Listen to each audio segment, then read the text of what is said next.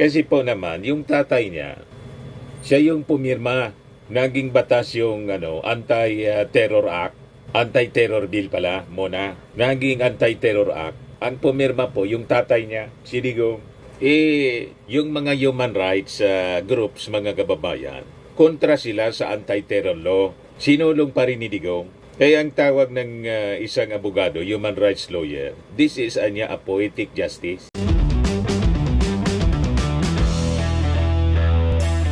Ito naman po yung bago naming product na binibenta online. iGlow Serum, whitening po siya. Tingnan ninyo yung epekto sa aking anak na architect before and now. Yung mga inquiries po ninyo, dumiretso na lang kayo sa kanyang Facebook account, Riz Maravillas.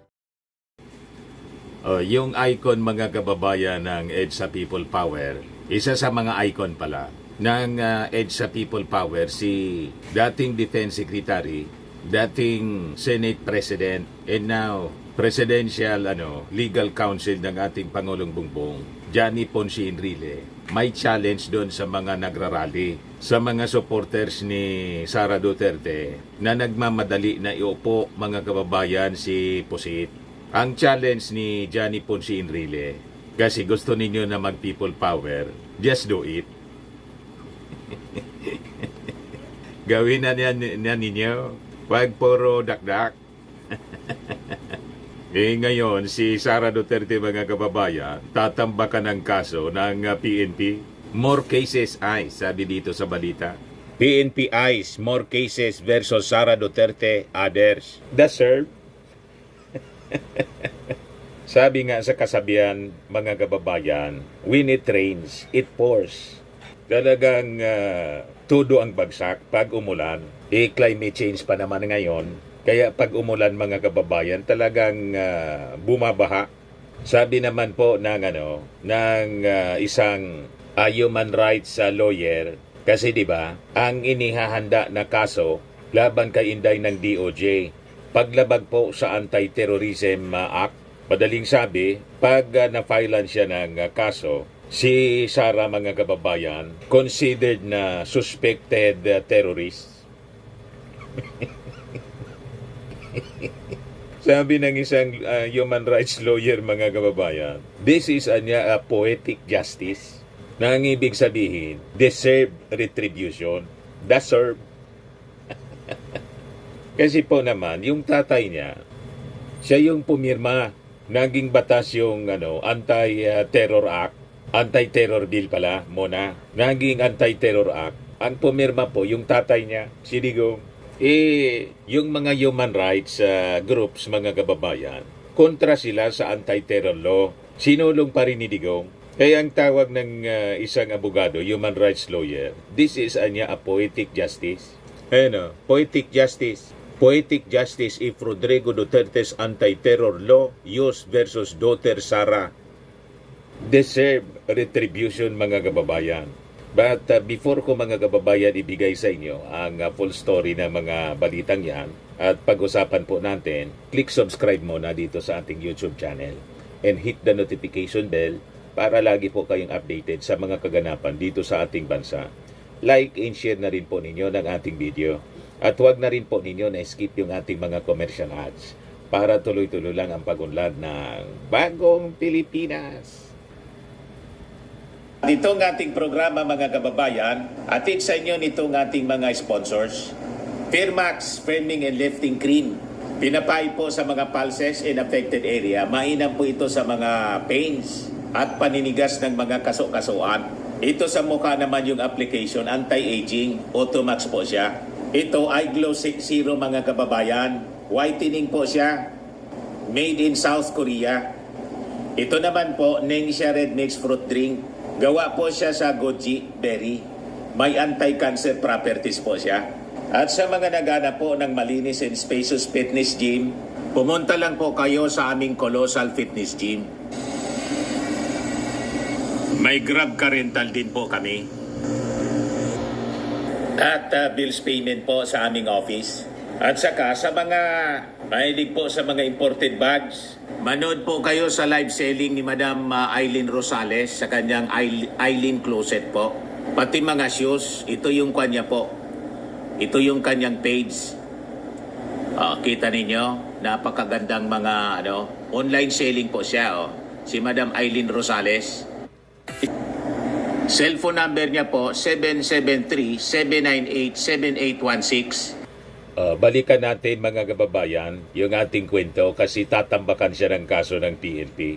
Away-awayin mo ba naman pati yung PNP, yung leadership mismo, bastusin mo. May mandato mga kababayan ang ating PNP to serve and protect. Hindi yung politiko ang dapat i-protect, lalo kung yung politiko abusado at mastermind sa isang plano na pagpatay sa mismong Pangulo. Imagine yung Commander-in-Chief ng Armed Forces, Presidente, First Lady Lisa Marcos, pati si Martin Romualdez, the fourth highest official of the land mga kababayan, pagbabantaan ng isang tulad po ni Sara Duterte, ay talagang hindi ito palalampasin ng ating mga authorities. So ngayon, tatambakan siya ng kaso.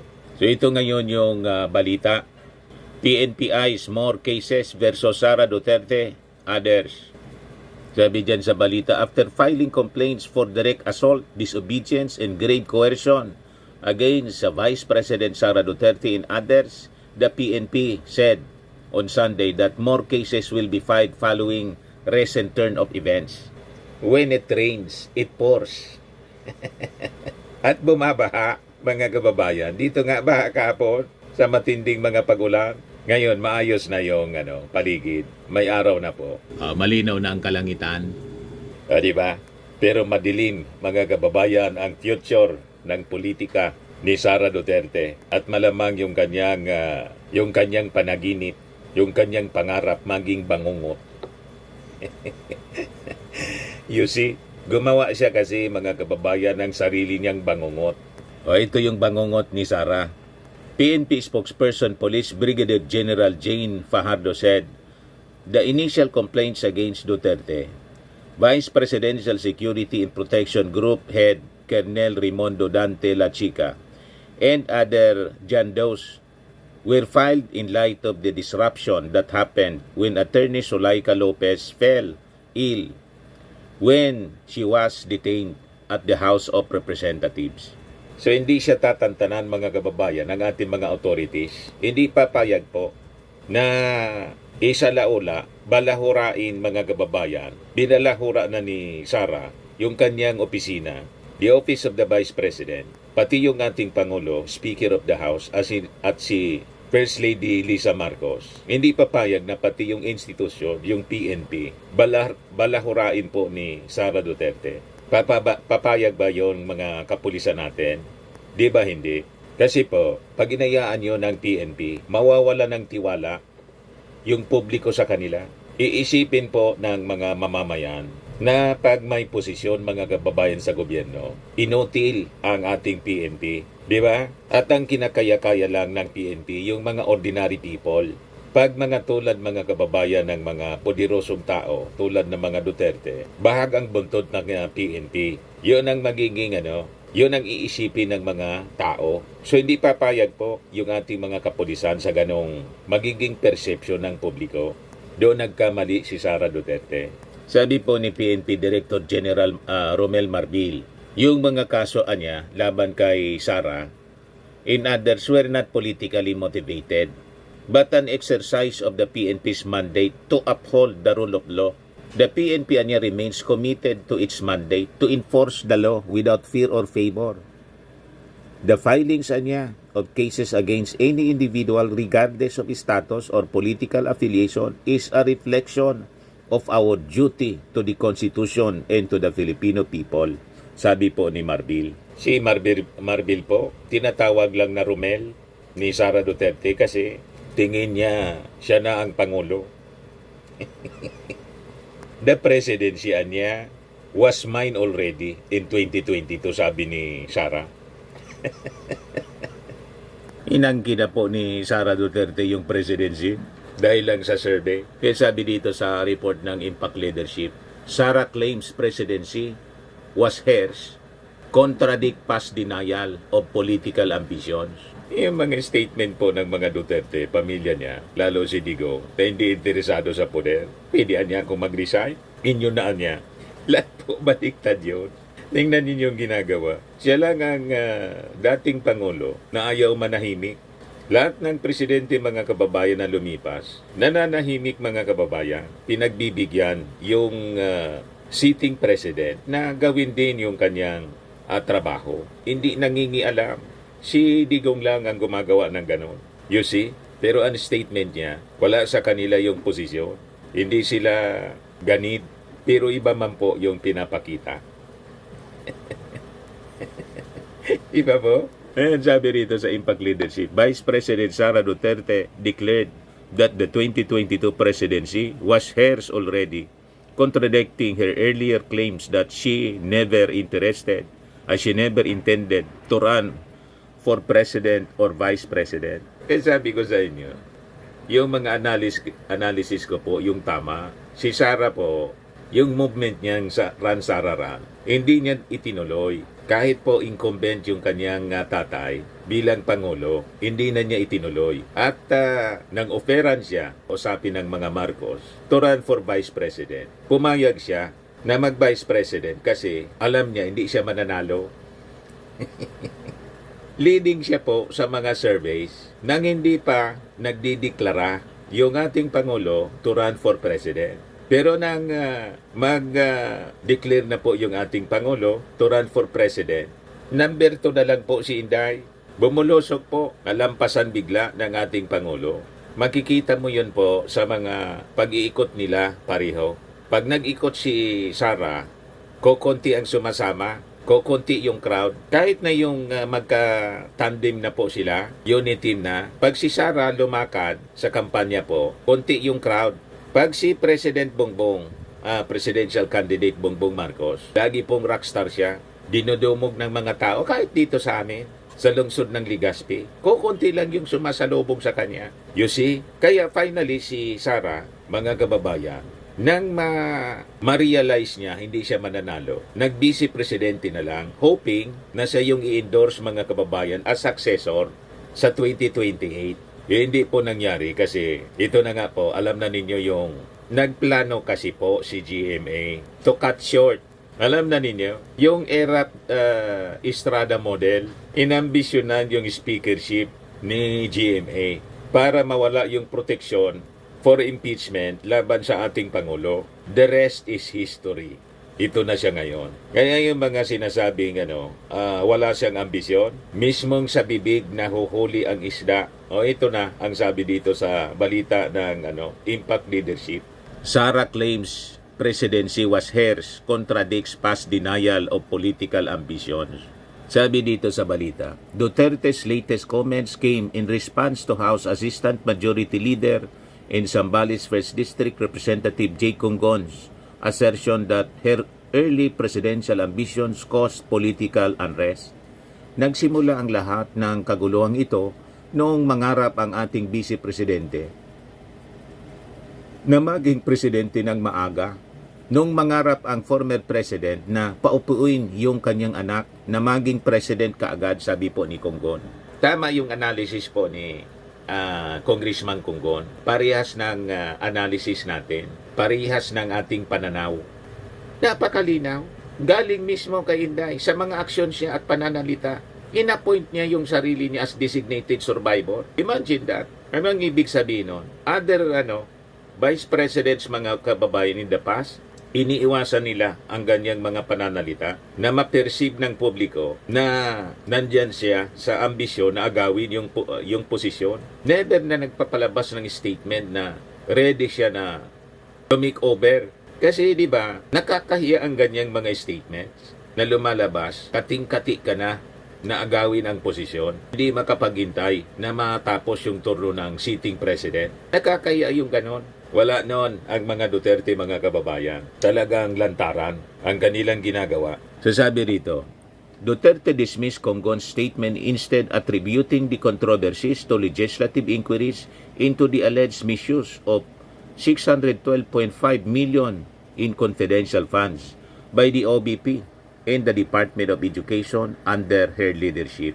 Yung legislative inquiry po, consequence po yon ng mga maling ginawa ni Sara Duterte. Walang iimbestigahan kung walang winaldas. Tama po? Kaya itong mga statement niya po, malayo sa katotohanan. August 2024, sabi ni Sara, pag paalisin nila ako dito or i-impeach nila ako, hindi kawalan sa akin ang posisyon na Vice President. Hindi ko naman gusto tumakbong President. Hindi ko gustong tumakbong Vice President. Yung ang strategy, mga kababayan nila na mag-ama, aayaw-ayaw. Yung parang sa kanta na, ang babae, pag minamahal, may kursunada, aayaw-ayaw. Pag panay ang dalaw, ay nayayamot. Huwag mong dalawin, ay nagdadabog. Huwag mong suyuin, ay nagmamatol. Pag iyong iniwan, habol-habol. Ayan po si Sara Duterte. Aayaw-ayaw pero gustong-gustong umupo. Inapoint na nga niya yung sarili niya as designated survivor. At ang panawagan, mga kababayan ng kanyang mga supporters na pumunta pa nga siya after that interview. Pumunta siya doon sa EDSA Shrine para magayag ng suporta sa kakarampot isang platitong mga supporters kasi binuwag na po ng PNP. Nagreklamo doon sa EDSA Shrine po. Yung rector nagreklamo sa pulis. Ayun, kinordonan na ngayon. Ganon ang style ni Sara. Aayaw-ayaw. Tulak ng bibig, kabig ng dibdib. Yan ang sabi niya, the presidency of 2022 was mine already. Nananalo na ako sa surveys. Lahat ng tao, solid na. United na po for my candidacy. Pero I gave it away before because I felt I had to do some other things other than being President of the Republic of the Philippines, sabi po ni Sara Duterte kahapon, the other day. Yan ang tawag dyan, pure lies. Double talk. Pumunta nga siya doon, mga kababayan, sa rally ni Pacquiao sa Bonifacio. Liwasang Bonifacio noon. Caretaker siya, pero pumunta siya sa nagrarally na ang panawagan, Marcos resign. At nagbanta pa si Harry Roque. O ano niya, sugurin na natin yung palasyo. Kaya next foreign trip ng ating Pangulo, hindi na siya inilagay as caretaker kasi baka bantay sa lakay. Tama ba yung ating mga analysis? O ngayon, ito yung challenge ni Enrile. Yung mga nagpaplanoan niya na mag-people power, just do it.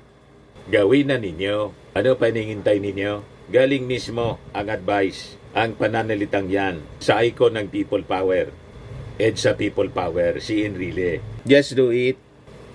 Huwag nang dakdak ng dakdak. Pag sige po ang salita, most of the time po, hindi nang nangyayari. Kasi siyempre, pag ikaw maglo-launch ng revolution, kudita, sige ang daldal mo, paano ka magtagumpay niya na siyempre yung gusto mong ikudita, gusto mong agawan ng posisyon, naganda rin.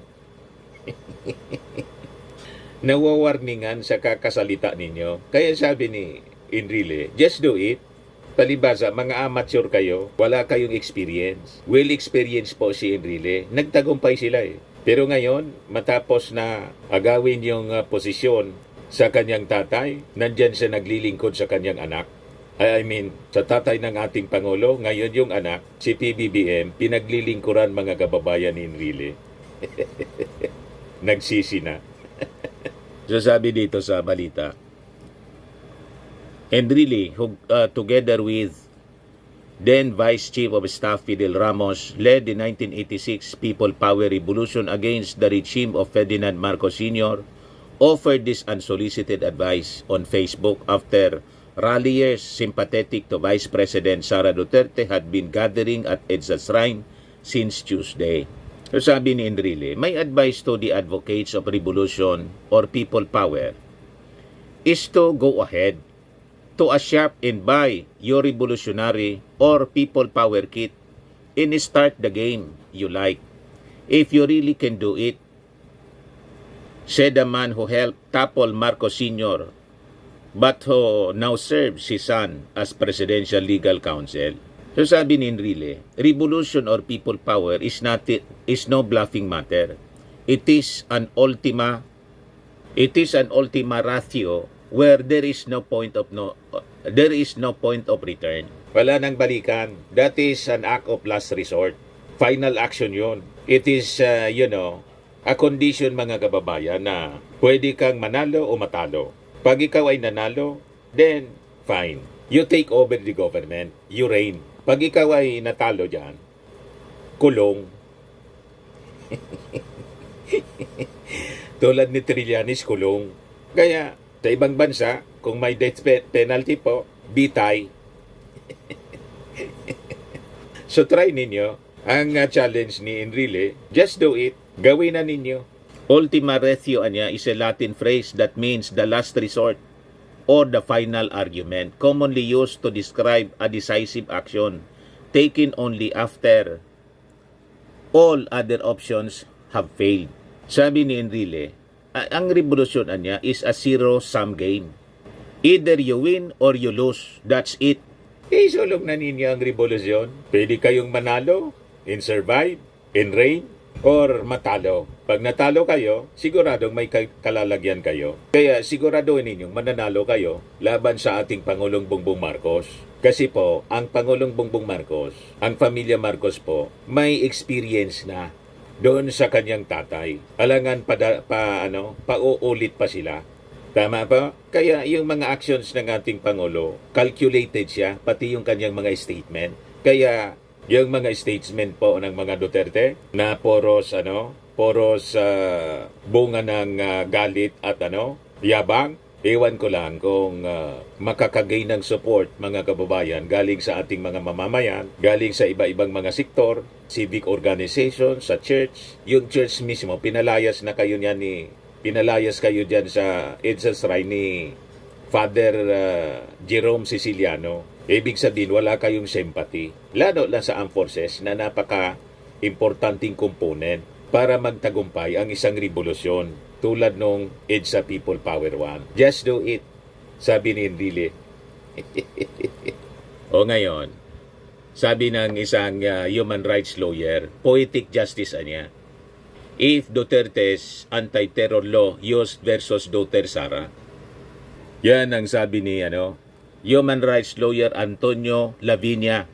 Sabi niya po, Duterte's revelation that she had arranged the assassination of Marcos, the First Lady and the House Speaker, should she get killed, would at least be considered grave threat and may in fact qualify as terrorism under her father's anti-terror law.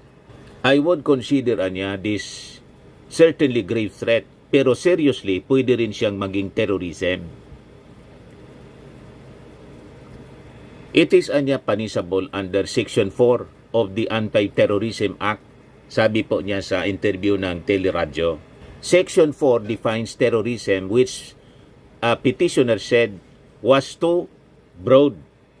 Question kasi siya, mga kababayan, sa Supreme Court. Counted as terrorism as acts intended to cause death or serious bodily injury that are meant to intimidate the general public or segment thereof, create an atmosphere of fear, intimidate the government, or seriously destabilize or destroy the country's political, economic, and social structures. Pasok na pasok po yung pagbabanta po ni Sara Duterte sa ating Pangulo. Pasok na pasok po sa anti-terror law na ang nagpirma po na naging batas, yung kanyang tatay. Kaya poetic justice po siya.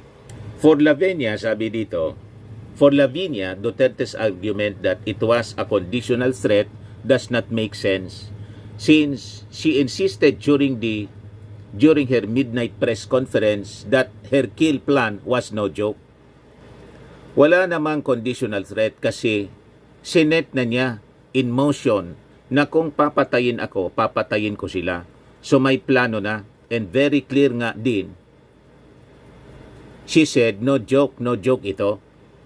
Tinuldo ka ni Sara Duterte yung kanyang sariling ambisyon. So lumalabas, mula sa pagiging vice mayor, naging mayor si Sara, then vice president, dahil sa sobra niyang craving sa confidential funds at sa poder, sa kanyang pagmamadali, imbes maging pangulo, maging next president si Sara Duterte, terorista po yung bagsak niya. Kasi fa-filean siya po ng paglabag sa anti-terrorism law. Talagang poetic justice. Yan kasi, ang lahat ng ito mga kababayan, sabi nga natin many times, wala mang ibang dapat sisihin, kundi yung kanyang sarili. Tama pa? Lahat ito po kagagawan niya. Sa mga naghanap ng malinis and spacious fitness gym, pumunta lang po kayo sa aming Colossal Fitness Gym. We also offer Grab Car Rental with our brand new 2023 model ng Toyota Innova. We also accept booking for those who are planning to travel via PAL, Cebu Pacific, and other airline companies, local and international, and bills payment for Meralco Bills, PLDT, Aleco Bills, etc. Ang Colossal Fitness Gym is located at 3rd floor Security Bank Building, Landco Business Park, Legazpi City, Albay. For inquiries, look for Chilon Maravillas. Contact number 0966-802-0949. Yan yung aming Innova. Lagi na pong matao sa amin. Pati mga foreigners po, tingnan ninyo. Mga British tourists sila. Ang lalaki ng katawan na, mga kababayan, nag-gym sa amin. Ito naman po, international. Ito mga mga European sila. Ito naman yung bago naming product na binibenta online, Eye Glow Serum. Whitening po siya galing sa South Korea. Tingnan ninyo yung epekto sa aking anak na architect entrepreneur, Riz Maravillas. For inquiries, look for Riz Maravillas on FB. Ito naman po, Firmax Firming and Lifting Cream. Pinapahid po ito sa mga pulses and affected area. Mainam po ito sa mga pains at paninigas na mga kaso-kasuan. Ito po, Automax Radiant Serum. Sa mukha naman yung application. Anti-aging po siya. You will look 10 years younger than your age. Sa mga cancer patients naman po, baka lang gusto niyo itong itry. Nengxia Red Mix Fruit Drink. Hindi man po siya gamot, food supplement siya. Kaya lang, gawa siya mga kababayan sa goji berry.